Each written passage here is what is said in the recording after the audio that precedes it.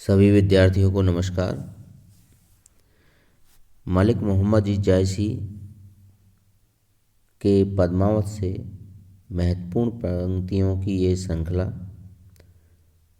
इस श्रृंखला का यह छठा वीडियो आज प्रस्तुत करने जा रहा हूँ। इससे पूर्व में आपने जो 5 वीडियो देखे हैं, जिसमें 5वां वीडियो क्रमशः नागमती के विरह खंड से है और जो 12 मासा का वर्णन मलिक मोहम्मद जायसी द्वारा किया गया है, उसकी महत्वपूर्ण पंक्तियाँ चढ़ा आषाढ़ गगन घन बाजा, जो 5वें क्रमांक के वीडियो में है, इम्पोर्टेंट भी है, यह महत्वपूर्ण भी है। इसी क्रम में आज का यह है छठवां वीडियो, जो कि नागमती के विरह वर्णन से ही संबंधित है। और इस वीडियो में हम भादो माह में जो नागमती की विरह अवस्था है उसका वर्णन करेंगे। चलिए शुरू करते हैं आज का वीडियो। भादो दूभर अति भारी, कैसे भरों नैन अंधियारी। मंदिर सून पीऊ अनते वर्ष बसा, मंदिर सून पीऊ अनते बसा, सेज नागनी फिर डसा। रहे अकेली गहे एक पाटी, नैन पसार मरो हे फाटी। चमक बीज घनु गरजित तारासा, विरह काल होई जीव गरासा। बरसे मघा झकोर झकोर, मोर दुई नैन चुवई जस ओरी। घने सूखे भरे भादो माहा, आवो न आरगई सींचई नाहा। पुरवा लाग भूमि जल पूरी, आख जवास भई जस झूरी। थल जल अपूर सब धरती गगन मिल एक, धन जीवन अवगाह महदय बूढ़त पीऊ टेक। देखिए, इसमें जो कठिन शब्दावली है मुझे नहीं लगता कि ज़्यादा है, इसलिए हम सीधी इसकी व्याख्या करें तो ज़्यादा बेहतर है। व्याख्या के साथ साथ ही इसको देखते जाएंगे कि कहाँ पर क्या है। इसमें अगर देखा जाए तो केवल मघा और पूर्वा, ये 2 नक्षत्रों के नाम हैं।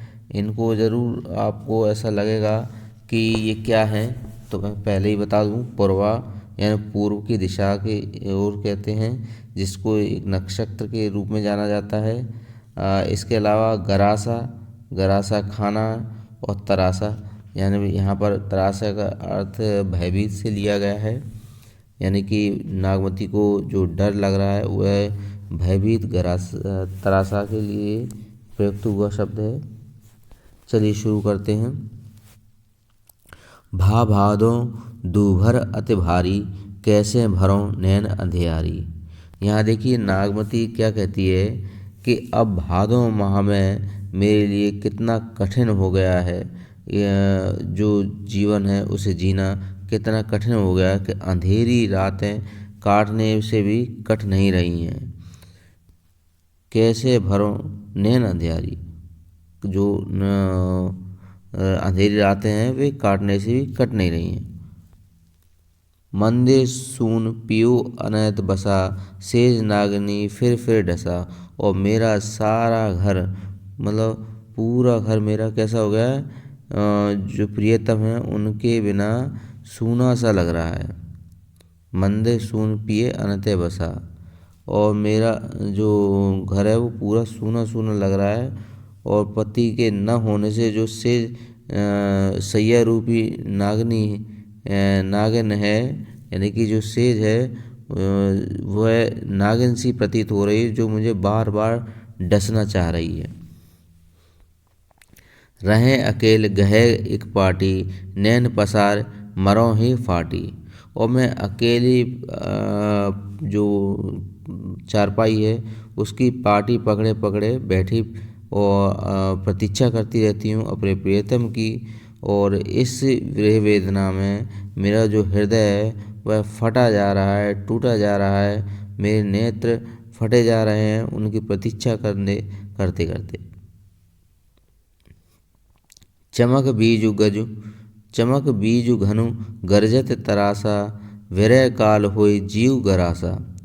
और जो बिजली है, चमक बीज, बीज यानी बीज पड़ना बोलते हैं ना गांव में, बीज पड़ना यानी कि जो बिजली है ना, जो चमक रही है, बिजली चमक कर और बादल गरज कर मुझे परेशान कर रहे हैं।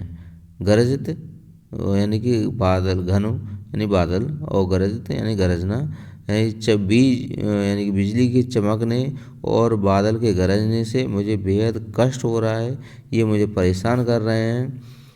विरह काल होय जीव गरासा।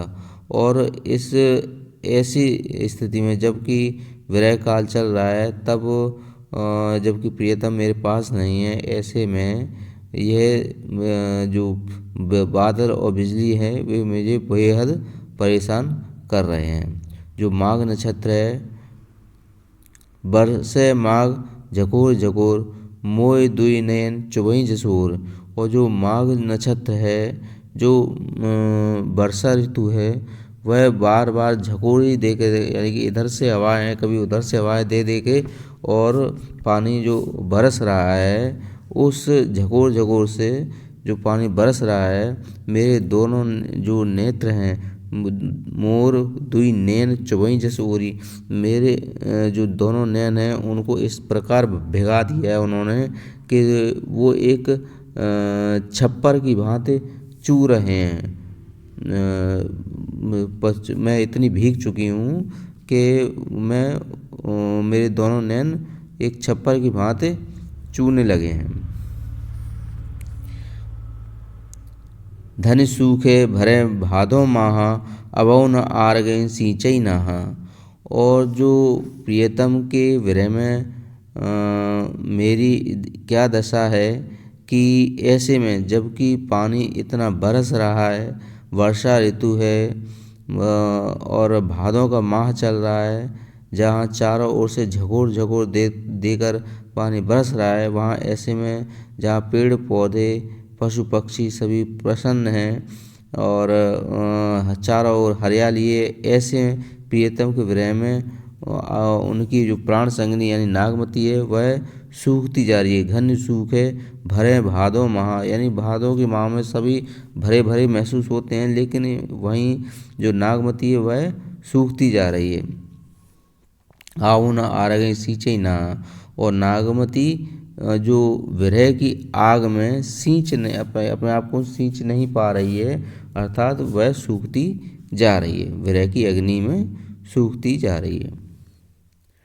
पुरवा लाग भूमि जल पूरी, पुरवा लाग भूमि जल पूरी, आग जवास भई जस झूरी। और जो पूर्वा यानी कि पूर्व नक्षत्र है, जो उसके लगते ही धरती जलमग्न हो जाती है, यानी कि पूरी धरती एक जैसी हो जाती, जल थल सब एक जैसा हो जाता है। वहाँ पर जो नागमती है उसकी दशा कैसी होती जा रही है कि वो एक जवास के पौधे की तरह, आक और जवास की जो झुरी होती है, यानी कि जो गट्ठ होता है पकड़ लेते हैं, पकड़े जाने लायक जो बांध लेते हैं एक गट्ठ, उसे झुरी कहते हैं। तो आग जवास भई जस झुरी, वो एक ऐसी एक झुरी की भांति सूखती जा रही है, किसकी, जवासे की भांति, जो कि गर्मियों के समय में होती है। जबकि ऐसे में पूरी धरती जलमग्न है, वहाँ पर जो नागमती है उसकी स्थिति आग जवास की भांति होती जा रही है।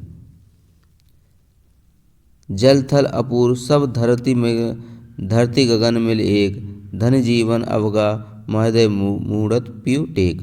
और जब धरती जल यानी थल और जल सब मिलकर एक हो गए हैं, यानी कि इस कदर बारिश हो गई है या हो रही है कि धरती और गगन मिलके सब एक जैसा लग रहा है, चारों ओर चौं ओर पानी पानी दिखाई दे रहा है। वहाँ पर जीवन की अनेक जो संभावनाएं वे दिख रही हैं। वहाँ पर नागमती अपने पीहू की टेक में बिल्कुल मुड़ गई है, यानी कि वो सूखती जा रही है।